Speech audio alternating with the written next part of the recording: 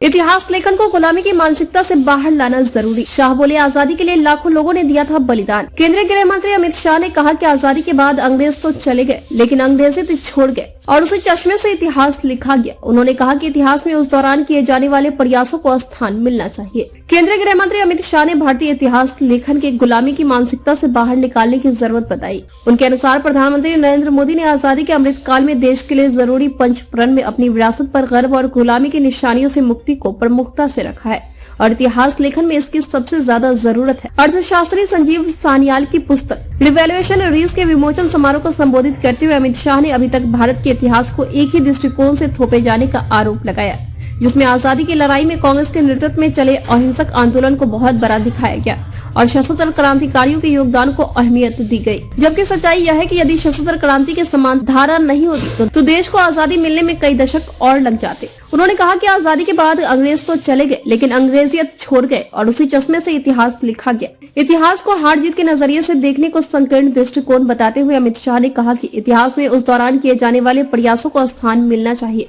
इन प्रयासों से सभी आयामों और उसकी व्यापकता के विश्लेषण से उस दौर के वास्तविक इतिहास को समझा जा सकता है।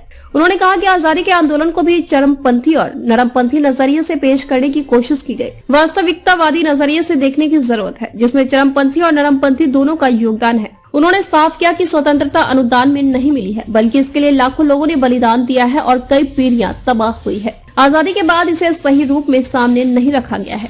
भारतीय नजरिए से इतिहास लेखन की जरूरत बताते हुए अमित शाह ने कहा कि क्या हम ऐसे 300 लोगों की पहचान नहीं कर सकते जिन्होंने भारत को महान बनाया। उन्होंने इतिहास से छात्रों और अध्यापकों से इस दृष्टिकोण से सोचने को कहा।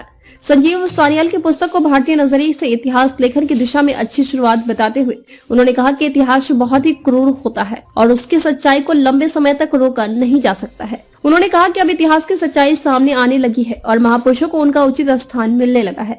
इस सिलसिले में उन्होंने कर्तव्य पथ पर पिछले साल नेताजी सुभाष चंद्र बोस की प्रतिमा लगाए जाने का उदाहरण दिया। उन्होंने साफ किया कि नेताजी की किसी से तुलना नहीं की जा सकती।